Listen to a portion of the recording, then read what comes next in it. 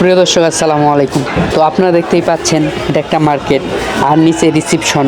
সেখানে কিন্তু দেখতে পাচ্ছেন যে বিভিন্ন প্ল্যাকার্ড অর্থাৎ ব্যানার হাতে নিয়ে অনেকগুলো পোলাপান আসলে দাঁড়িয়ে রয়েছে। সবগুলো আসলে মোবাইল ছয়তলা ফ্লোরের পোলাপান।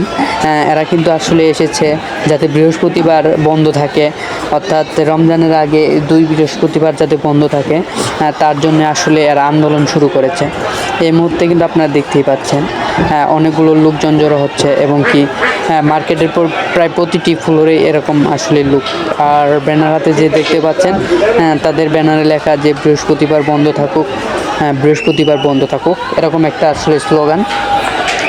এখানে কিন্তু আসলে মার্কেট কমিটি রয়েছে বড় ধরনের একটি। সেখানে নাকি আগে ছিল আওয়ামী লীগের কমিটি, এখন আওয়ামী লীগ বিএনপি আর কি সকলে মিলে আর কি এই কমিটিতে রয়েছে। তো আপনারা তো দেখতেই পাচ্ছেন এরকম একটি অবস্থা চলছে আর হই হুল্লোড়ের ভরা। আসলে আমরা দেখতে পেয়েছি যে এমন একটা অবস্থা। আর এখন যে দেখতে পাচ্ছেন সেটা হচ্ছে আসলে মারামারি। তারা যারা আসলে দাবি দাবা নিয়ে গিয়েছে, যেমন 6 তলা থেকে শুরু করে নিচতলা পর্যন্ত সকলে দাবি দাবা ছিল। আর এখন যে দেখতে পাচ্ছেন এটা একটা পুরোপুরি মারামারি পর্যায়ে চলে গিয়েছে। তার একটি কারণ হচ্ছে দ্বিতীয় তলা হচ্ছে আপনার কাপড়ের মার্কেট। তারা আসলে চাচ্ছে যে বৃহস্পতিবার খোলা থাকুক। আর 6 তলা হচ্ছে মোবাইল মার্কেট, তারা চাচ্ছে যে মার্কেট বৃহস্পতিবার বন্ধ থাকুক। এই নিয়ে তো আসলে দুই পক্ষে প্রচুর মারামারি। তো এখানে দেখতেই পাচ্ছেন একটি পক্ষ কিন্তু আসলে থামানোর চেষ্টা করছে।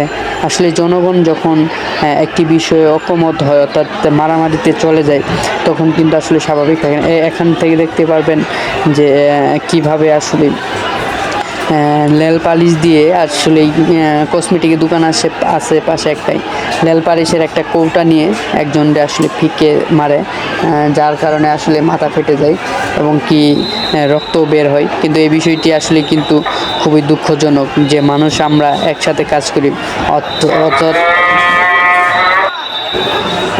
এমন তো অবস্থায় দেখতে পাইনি আসলে কোনো রকম পুলিশ, কোনো রকম আনসার। অথচ এই মার্কেটের কিন্তু পাশের গেটেই আপনার আনসার রয়েছে মিনিমাম 10 থেকে 15 জন প্রতিদিন সার্বক্ষণিক দায়িত্বে। এছাড়াও পুলিশের একটি বক্স রয়েছে, সেখানে পুলিশ বক্স। আসলে এরাও কিন্তু এগিয়ে আসেনি। কিন্তু আসলে আমি এই বিষয়টি বুঝতেছি না। জনগণ যখন উত্তেজিত হয় তখন আসলেই আমাদের প্রশাসনিক যে কর্মকর্তারা থাকে, পুলিশ যারা আসলে তারা আসলে কেন যে মারামারিতে ভিড়ে না, যে আসলে হয়তো বা মার খাওয়ার ভয়ে। কিন্তু আসলে তারা বুঝে না যে আসলে তাদের হয়তো বা একটু বাঁশি সুরে এই মারামারিটা থেমে যেতে পারে। কিন্তু আমরা দেখতে পেয়েছি শুধু বাঁশি দিচ্ছে, কিন্তু কোনো আনসার বাহিনী যথাযথ পদক্ষেপ নেওয়া হয়নি। আসলেই আমি এই জিনিসটা শুধু এই মারামারি ক্ষেত্রে না, আমি দেশের বিভিন্ন বিশৃঙ্খলার ক্ষেত্রে দেখেছি যে যখন মারামারি শুরু হয় তখন পুলিশ আনসার কাউকে পাওয়া যায় না। যখন মারামারি শেষ হয়ে যায় তখন আসলে তারা এসে যুক্ত হয়। বিষয়টা আসলে খুব মর্মান্তিক এবং কি দুঃখজনক। কারণ তারা যদি এমন একটা অবস্থায় উপস্থিত হয়, তারা যদি চেষ্টা করে, তাহলে ব্যাপক ধরনের আসলে এরকম মারামারি হানাহানি থেকে আমরা যারা সাধারণ জনগণ রয়েছি তারা রক্ষা পেতে পারি। কিন্তু সেই বিষয়টি না খেয়াল রেখে তারা মারামারি পরে আসে। এই বিষয়টা আসলে আমাদের জন্য অত্যন্ত দুঃখজনক ব্যাপার। তো আর আমরা বাইরের দেশে দেখতে পেয়েছি যে যদি একটি দুর্ঘটনাও ঘটে, সামান্যতম একটি কুকুর বিড়াল যেও যদি দুর্ঘটনা ঘটে, তবুও সেখানে তৎক্ষণাৎ পুলিশ ও অ্যাম্বুলেন্স হাজির হয়ে যায়। এটাই হচ্ছে উন্নত বিশ্বগুলোর প্রধান এবং বৈশিষ্ট্য। আর আমাদের দেশের যদি মানুষ একজন মরে পড়ে থাকে, সাধারণ জনগণ ধরতে গেলেও পুলিশের হয়রানির ভয়ে আসলে ধরতে চায় না। বিষয়টা আমাদের দেশের জন্য অত্যন্ত দুঃখজনক একটা ব্যাপার। তো প্রিয় দর্শক, আপনাদেরকে বিষয়টি শেয়ার করলাম।